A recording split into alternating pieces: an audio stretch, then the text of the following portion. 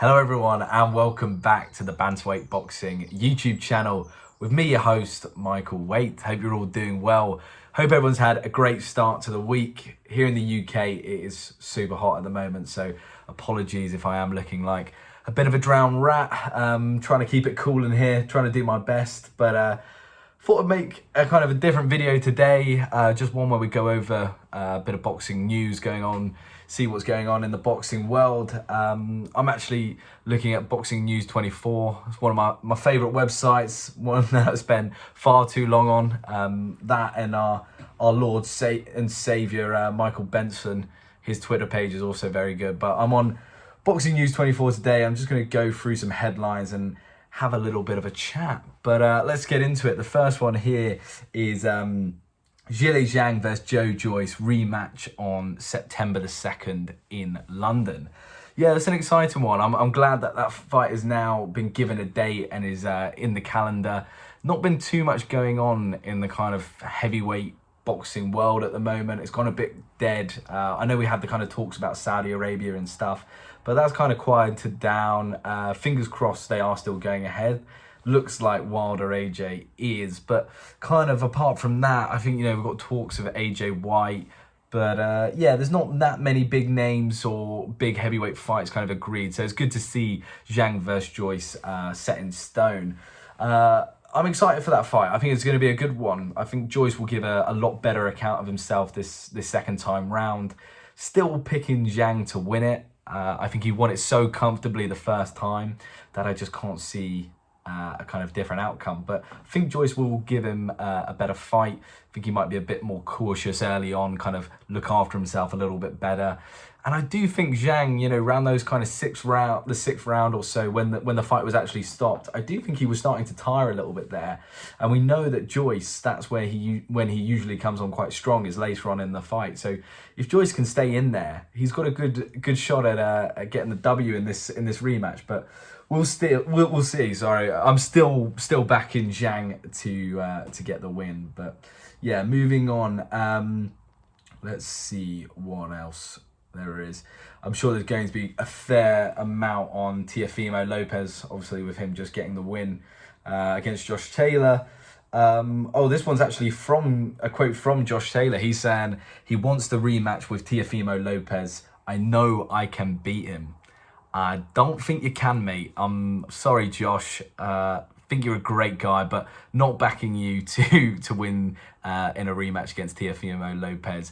Don't think that fight would ever happen anyway. I think Lopez is going to be moving swiftly on. I don't think a rematch would really kind of capture the fans or anything. It looked like quite a convincing win, especially towards the end for Lopez in the kind of later rounds. I think he could have got Josh out of there actually and knocked him out. I think Josh was kind of lucky to come out of there without even being knocked down. But I think if Lopez went into a rematch, I think it'd be a different story. I think he would knock him out, and I think it'd be a bit of a train wreck for Josh. I think Lopez worked out pretty quickly that he didn't respect Josh's power, was happy to take a few shots to land, and I just think in a rematch, Lopez would be so much quicker to start and would take his head off really. So sorry, Josh, mate, but it's not the one for you. I don't think he should be taking that rematch. Let's see what else we've got. There's definitely more going to be on Lopez. I know this is the one I wanted to talk about. Teofimo Lopez on win over Taylor. I might retire. He said, after his win, he came out on Twitter and said, I'm retiring from the sport. Thank you for everything you've done for me. The guy's only 25 years old, but he's already hanging up the gloves. And I think he then later went on to say that it would take him about $100 million to get back in the ring. I do think this is all just a bit of a publicity stunt from Lopez. We know he's slightly unhinged. You have to be to kind of get into the boxing ring, but he is an exception. He is, you know, up there with the Tyson Furies of level of bollocks. But he does just chat. And I think this is just another case of that. I can see where he's kind of coming from. I think the quote about him saying I want 100 million to get back in the ring is kind of taken out of context a little bit. as things usually are in social media or boxing, or just in general it seems now. But he's actually referring to the fact that he's accomplished so much in the sport now. He's unified at 2 weight divisions, beat both of the guys. He beat the Vasily Lomachenko when people thought he was untouchable. He was the Matrix, and he went in there and beat Lomachenko. And then again, we've seen him do a similar thing to Josh Taylor. I think the Josh Taylor win is still going to be very highly regarded, but maybe not up there with the Lomachenko win. Obviously, we saw kind of Jack Catterall did beat Josh Taylor, but again, what he's accomplished is very impressive. And I think he's saying that there's other fighters out there, especially the heavyweights, who are taking home close to 100 million or within that. And I think he took home about 1.5 or so within that kind of region, the early millions. I talk about like it's the early millions, like it's it's copper, but it's obviously still a very big amount of money. But I think he's saying he wants his due, which I get, but unfortunately, boxing is not like that. It's not like sports like football or another example, where the amount you're paid is directly in correlation to your ability. That's not the case with boxing. It's about how well you can sell a fight, and also unfortunately, the heavyweights do just have the biggest draw. It's what people want to see is the knockouts. But I do get where he's coming from. I feel from there, but I'm sure we'll see him back in the ring fairly soon. I think Paulie Malignaggi was saying that we'll see him back in the ring as soon as the governing bodies start threatening to strip him from of his belts.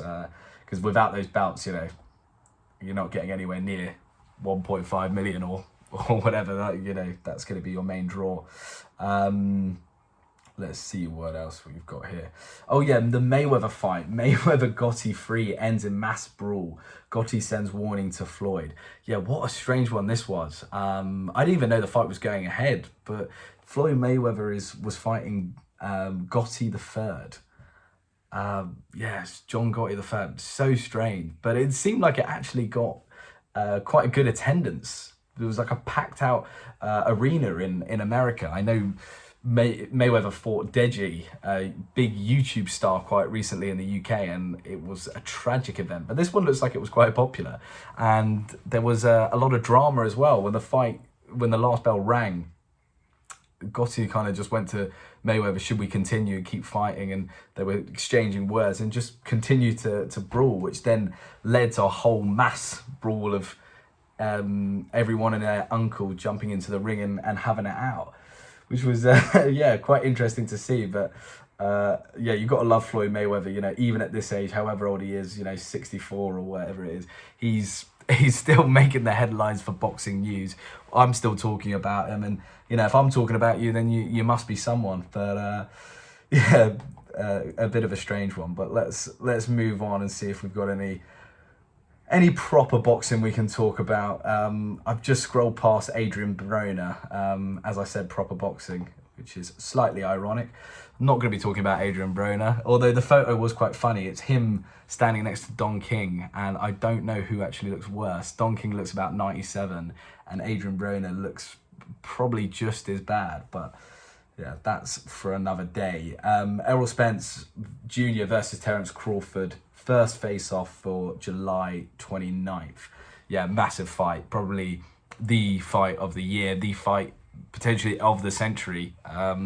This is what boxing fans dream of. 2 pound for pound, top 10 guys getting in the ring together.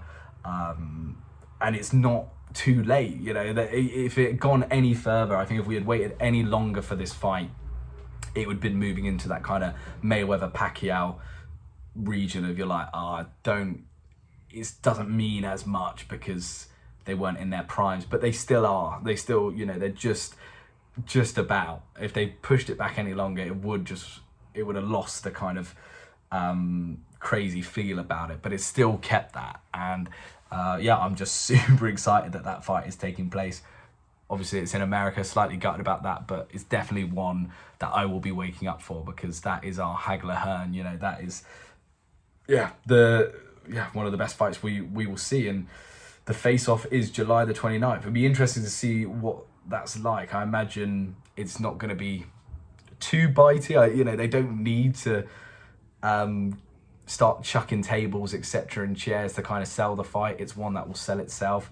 But I have seen both of them be quite active on social media and kind of doing that big push to sell the fight. So it will be interesting to see that kind of first face-off in July.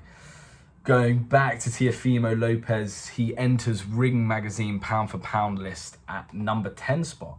Yeah, I think that's deserved. I think for what he's done, you know, unified again, as I said, at two weight classes, and then the way he did it, the way he beat Josh Taylor was so convincing. You know, I think he deserves to be in that spot. And I'm just gonna have a quick look at the top 10 guys and kind of, you know, I'm not going to do my own top 10 because that's a whole video in itself, but we've got Usyk at number 1.